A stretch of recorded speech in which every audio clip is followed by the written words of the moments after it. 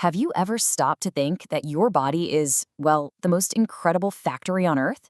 Seriously, every single second it's busy turning the food you eat into the energy that keeps you going. So today, we're going to take a tour of this amazing energy factory.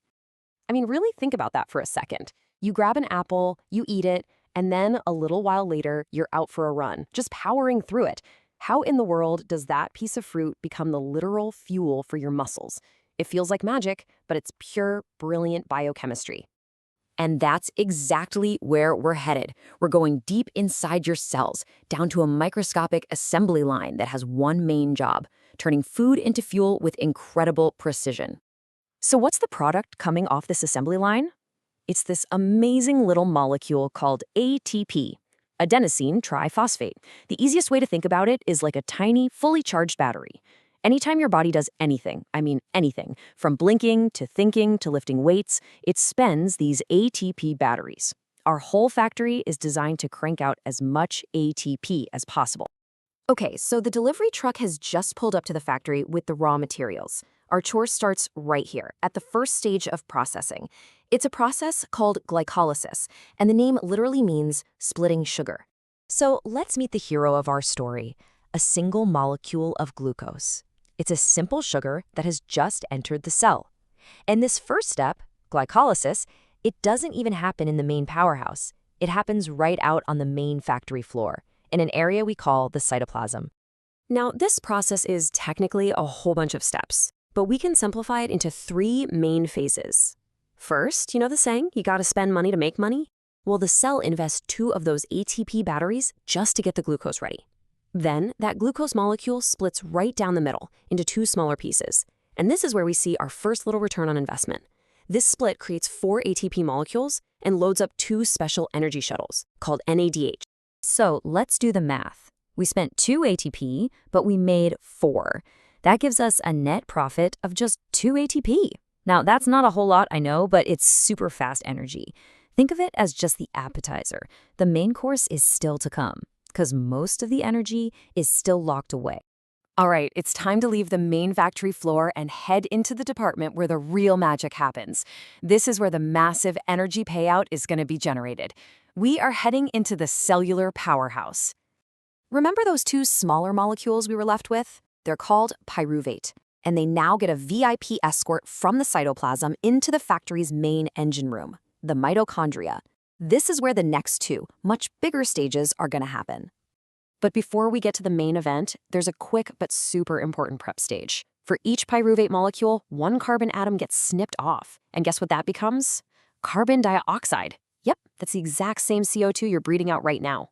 The leftover piece gets prepped for the main cycle, and in the process, we load up another one of those energy shuttles. And now that prepped molecule is fed into the main assembly line, which is called the Krebs cycle. Think of this as a wheel that just spins around, completely taking apart what's left of our original glucose. All the leftover carbons are released as more CO2. We get a tiny prize of 2 more ATP directly, but that's not the main point here. The real treasure is the huge fleet of energy shuttles we load up. We get 6 NADH and 2 of another kind, FADH2, all packed with high-energy electrons. Okay, let's take stock. So far, we've only made a grand total of 4 ATP molecules, but we have all these energy shuttles fully loaded and ready to go. It's time to cash them in. This is the final stage, the one we've all been waiting for. This is the big ATP payday. So all those shuttles we loaded up now travel to the inner wall of the mitochondria. They're carrying all that energy they stripped from our glucose molecule, and now they're going to drop it off at a series of proteins that are embedded in this wall. This whole setup is called the electron transport chain. So here's how it works. The shuttles drop off their high-energy electrons at the top of the chain. And then, kind of like a ball bouncing down a set of stairs, the electrons get passed from one protein to the next, releasing a little bit of energy with each bounce. Now, that energy isn't wasted. It's used to power tiny pumps that push protons across the membrane, building up this massive electrical pressure, kind of like water building up behind a dam. But what happens to the electrons once they get to the bottom of the staircase? They can't just hang around or the whole assembly line would get jammed up and grind to a halt. They need somewhere to go. And this brings us to the most critical job in this entire process. This, right here, is the reason you breathe. It's for this exact moment. Oxygen is the ultimate cleanup crew. It swoops in, grabs those used-up electrons from the end of the line, combines them with a few protons, and forms water. It's the factory's perfectly clean, non-toxic exhaust. Amazing, right? So what was the point of building up all that proton pressure? Well, those protons are now allowed to rush back through a spectacular little molecular turbine called ATP synthase. The flow of protons spins this machine, and that spinning energy is what generates a massive, massive amount of ATP. We're talking about 32 ATP. This is the grand prize. But what happens if the factory suddenly runs out of that crucial final ingredient?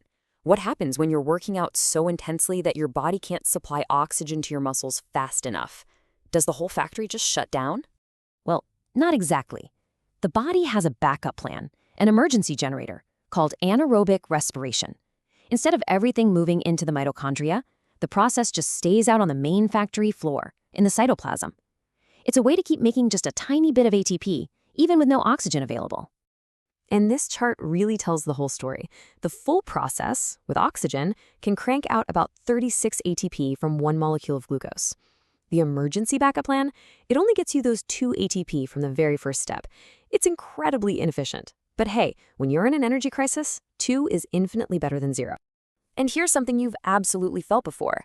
To keep this emergency process going, your muscle cells turn that pyruvate into something called lactic acid. That buildup of lactic acid is what causes that burning feeling in your muscles when you're sprinting or doing a really heavy lift. It's your body's alarm system, telling you it's running on the backup generators. Okay, our tour of the factory is just about done. Before we go, let's step back and look at the final production numbers for one single molecule of glucose that made it all the way through our main assembly line. So here's the final accounting. Glycolysis gave us a quick profit of 2 ATP. The Krebs cycle chipped in another 2, but the jackpot, the overwhelming majority of our energy, came from cashing in those electron shuttles in that final step, giving us around 32 ATP. For a grand total of about 36 ATP from just one little molecule of sugar. So as you're sitting here listening to this, just remember that trillions of these microscopic factories are humming along inside of you, turning your last meal into the energy that's powering your brain and keeping your heart beating. It's not just a cool idea, it's your reality, right now. The only question is, how efficiently is your factory running today?